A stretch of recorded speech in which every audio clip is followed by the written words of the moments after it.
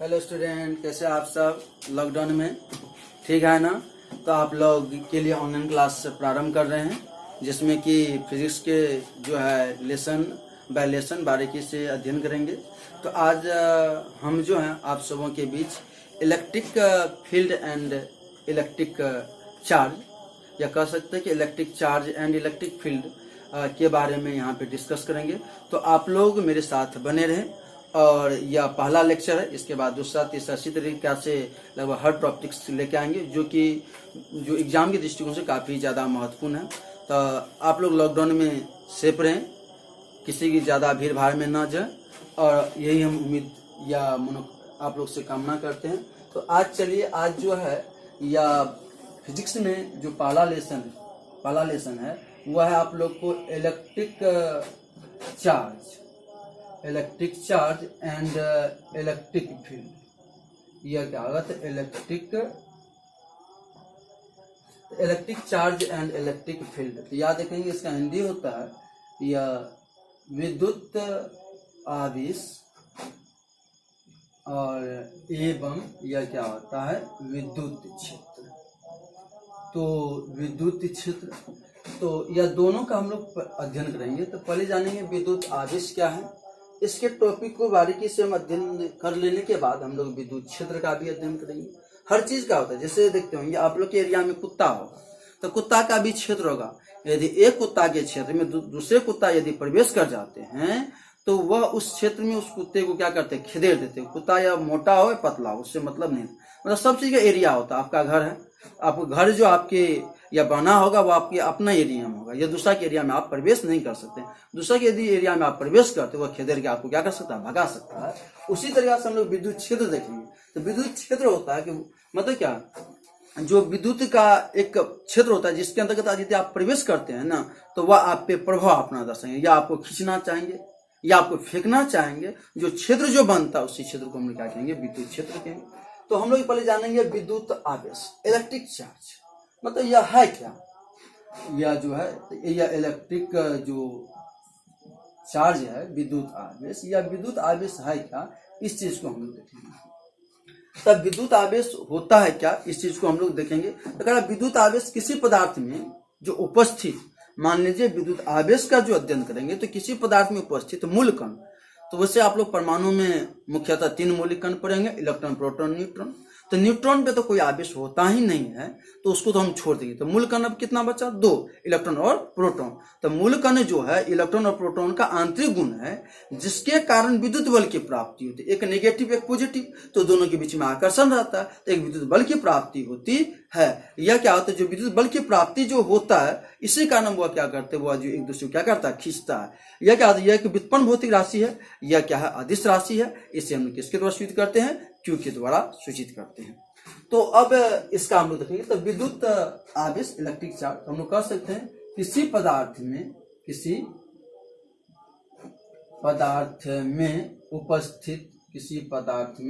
उपस्थित मूल कण। तो विद्युत आवेश जो किसी पदार्थ में उपस्थित मूल कण, इलेक्ट्रॉन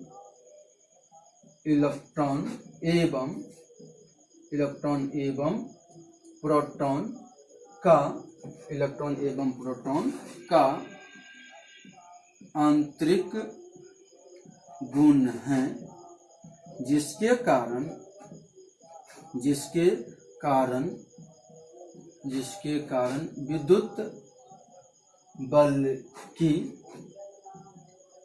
जिसके कारण विद्युत बल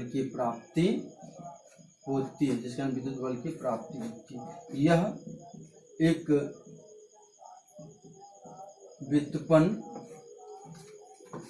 यह एक व्युत्पन्न भौतिक राशि है। यह अदिश राशि है।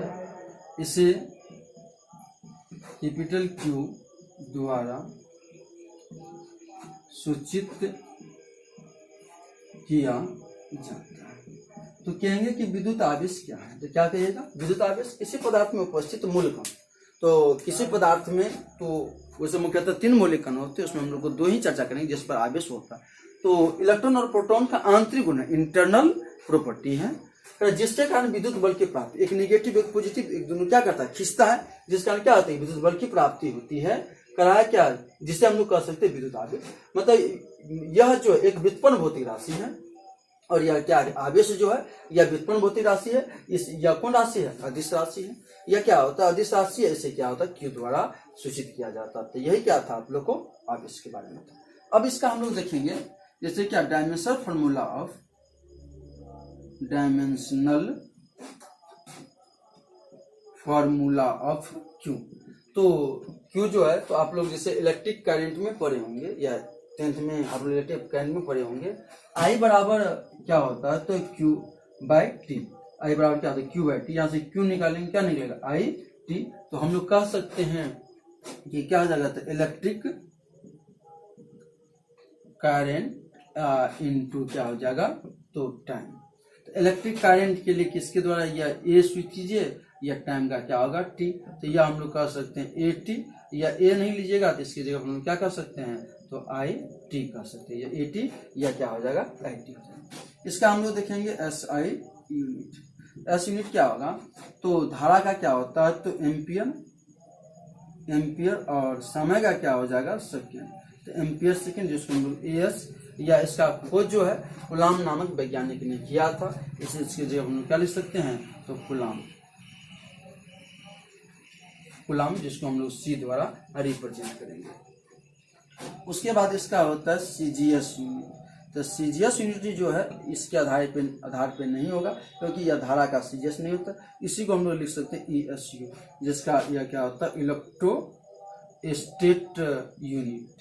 ईएसयू का पूरा नाम क्या होता है, इलेक्ट्रोस्टेट यूनिट होता है। यहाँ पे हम लोग देख लेंगे कि यह एक जो है कुलम बराबर कितना, ईएसयू एक कुलम बराबर होता है, तो 2.99 गुना 10 के पावर क्या होता है, तो 9, यह क्या होता है, तो 2.99 गुना 10 पावर 9, यह क्या होता है, ईएसयू होता है। या इसी को हम लोग कह सकते हैं, अप्रोक्स कह सकते हैं, 3 गुना 10 के पावर 9 क्या होता है, ईएसयू होता है। यहाँ से यदि हम निकाल लें, एक ईएसयू निकाल लेंगे, यदि एक ईएसयू निकाल लेंगे तो यह क्या हो जाएगा, तो 1/3 गुना 10 के पावर -9, यह क्या हो जाएगा, कुलम हो जाएगा। यह था आप लोग को। यहाँ से ऑब्जेक्टिव में पूछ देता है, ईएसयू को ही या क्या करते हैं, तो स्टेट या कुलम भी कहा जाता है। यदि पूछ दे कि एक या स्टेट या कुलम, एक स्टेट कुलम बराबर कितना होता है, तो आप लोग कहिएगा यह 3 गुना 10 के पावर या -3 गुना 10 पावर नहीं होगा, यहाँ पे जाएगा 1/3 गुना 10 के पावर क्या होगा, -9, यह क्या होता है, कुलम होता है। तो यदि पूछ देता है कि एक स्टेट कुलम बराबर कितना कुलम होता है, तो एक स्टेट कुलम बराबर कितना होता है, 1/3 गुना 10 के पावर -9 कुलम होता है। तो यह काफी ज्यादा महत्वपूर्ण है।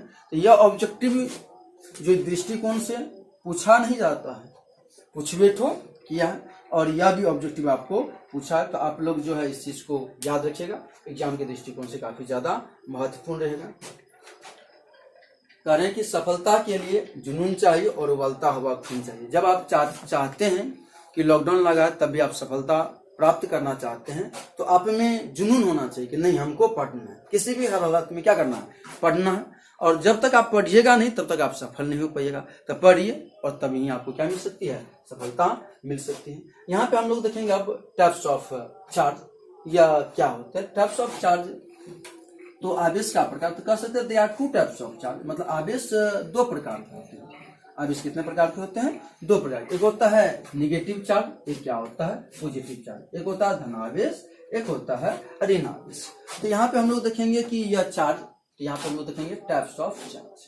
तो क्या देखेंगे, तो टाइप्स ऑफ चार्ज, या चार्ज कहिए या इलेक्ट्रिक चार्ज लिख लीजिए, या चार्ज दोनों चलेगा। तो यह इलेक्ट्रिक चार्ज, तो टाइप्स ऑफ इलेक्ट्रिक चार्ज। तो there are 2 types of electric charge. So there are 2 types of electric charge, मतलब आवेश 2 प्रकार के होते हैं। there are 2 types of electric charge। आवेश कितने प्रकार के होते हैं, तो 2 प्रकार के होते हैं। तो जिसमें हम लोग देखेंगे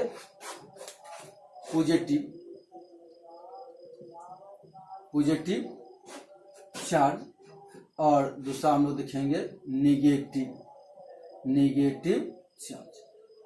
तो हम लोग देखेंगे कि चार्ज जो है, types of charge, there are two types of charge. एक होता है पॉजिटिव चार्ज, एक होता है निगेटिव चार्ज।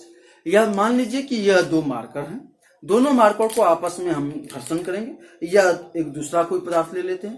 तो दूसरा पदार्थ लेने के बाद जब घर्षण करेंगे तो या तो या मान लेते हैं कांच है, या मान लेते हैं रबर है, या कांच और रबर है, और या कांच या रबर है, तो दोनों का आपस में घर्षण कराएंगे। तो हो सकता है कांच से इलेक्ट्रॉन रबर में गया हो, या रबर से कांच में, या मान लेते कि यह इलेक्ट्रॉन जो है मतलब कांच से रबर में गया, तो कांच छोड़ा तो यह धनावेश, और जो ग्रहण करेगा वह क्या होगा, तो ऋणावेश होगा। तो यहाँ पे हम लोग देखेंगे, मतलब पहला जो देखेंगे पॉजिटिव चार्ज मतलब धनावेश। तो हम लोग कह सकते हैं कि घर्षण के दौरान किसी उदासीन वस्तु से जब इलेक्ट्रॉन निकलती है, हम कह सकते हैं जब घर्षण के दौरान किसी उदासीन वस्तु से इलेक्ट्रॉन स्थानांतरित, घर्षण के दौरान किसी उदासीन वस्तु से इलेक्ट्रॉन स्थानांतरित होती है, तब इस प्रकार की वस्तु, तब इस प्रकार की आवेश को धनावेश कहते हैं। कह रहे हैं कि जब घर्षण के दौरान किसी उदासीन वस्तु से इलेक्ट्रॉन स्थानांतरित होती है, समझ लीजिए कि यह घर्षण के दौरान किसी उदासीन वस्तु से इलेक्ट्रॉन निकला, तो मान लेते हैं कि एक तत्व का हम चर्चा पहले कर लेते हैं। जैसे मान लीजिए कि हम सोडियम एक तत्व है जो कि धातु है, मेटल है, इसके परमाणु संख्या कितना होता है, 11 होता है। इसका इलेक्ट्रॉनिक विन्यास कीजिएगा तो 2, 8 और 1 हो जाएगा। इसमें कह सकते हैं कि इलेक्ट्रॉन की संख्या 11 और प्रोटॉन की संख्या कितना होगा, 11 होगा। मान लेते हैं एक इलेक्ट्रॉन जो बाहरी कक्षा में वो इलेक्ट्रॉन को वो छोड़ दिया, तो एक इलेक्ट्रॉन को छोड़ा, तब इलेक्ट्रॉन की संख्या कितना हो गया, 10, और प्रोटॉन कितना हो गया, 11। इलेक्ट्रॉन कितना हो गया, 10, और प्रोटॉन कितना हो गया, 11। तो यह निगेटिव हो गया और यह क्या होगा, पॉजिटिव। अब निगेटिव और पॉजिटिव यहाँ घटाएंगे तो एक पॉजिटिव, मतलब क्या, तो धनावेश जो में यह क्या होगा, इलेक्ट्रॉन की संख्या घटती है। धनावेश में क्या होती है, इलेक्ट्रॉन की संख्या घटती है, और ऋणावेश में इलेक्ट्रॉन की संख्या क्या होती है, बढ़ती है। तो कह सकते हैं धनावेश मतलब जब घर्षण के दौरान या कोई उदासीन वस्तु से इलेक्ट्रॉन स्थानांतरित है। मान लीजिए जब घर्षण के दौरान कोई उदासीन वस्तु से इलेक्ट्रॉन क्या होती है, स्थानांतरित होती है, तब इस प्रकार की आवेश को हम लोग क्या कहेंगे, धनावेश कहेंगे। जब इस प्रकार का जो आवेश जो होगा उसे धनावेश कहते हैं। धनावेश वस्तु में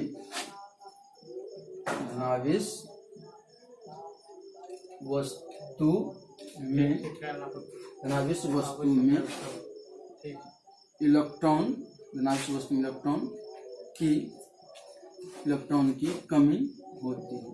तो धनावेश वस्तु में इलेक्ट्रॉन की कमी होती है। एक इलेक्ट्रॉन हटने से वस्तु की द्रव्यमान में 9.11 गुना 10⁻31 kg की कमी होती है। एक इलेक्ट्रॉन हटने से वस्तु के द्रव्यमान में कितने की कमी होती है, तो 9.11 गुना 10⁻31 kg की कमी होती है।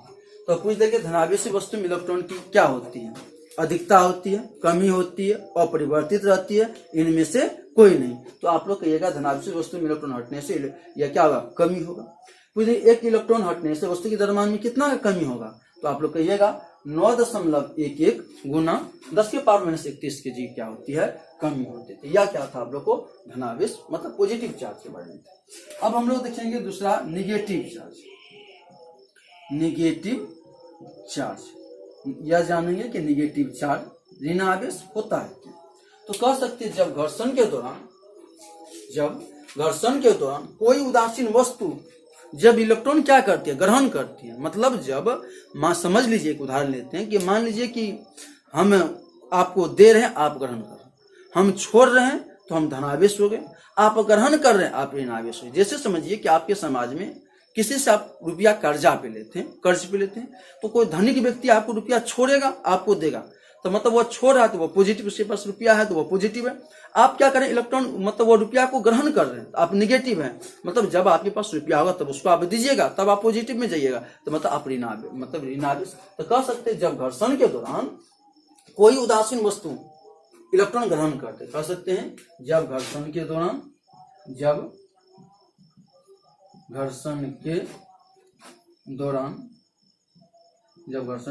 कोई उदासीन वस्तु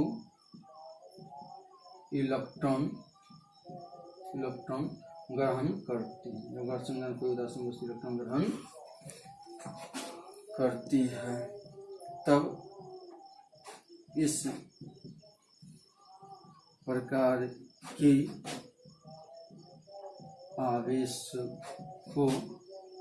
की आवेश को ऋणावेश कहते हैं। तभी जब घर्षण के दौरान कोई उदासीन वस्तु इलेक्ट्रॉन ग्रहण करती है, समझिए, जब घर्षण के दौरान कोई उदासीन वस्तु क्या करती है, इलेक्ट्रॉन ग्रहण करती है, तब इस प्रकार के आवेश को क्या कहते हैं, ऋणावेश कहते हैं। ऋणावेश वस्तु में इलेक्ट्रॉन की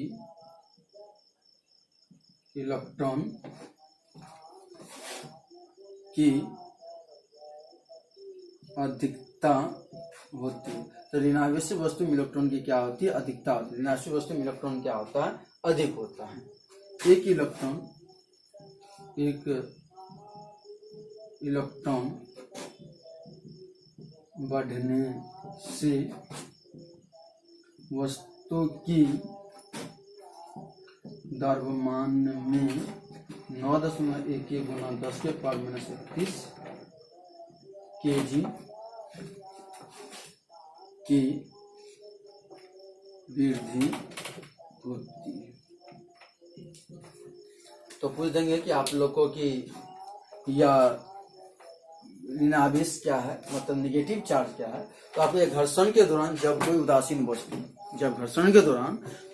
वस्तु क्या करती है, तो इलेक्ट्रॉन ग्रहण करती है, मतलब इलेक्ट्रॉन को लेती है, ग्रहण करती है, तब इस प्रकार की आवेश को ऋणावेश कहते हैं।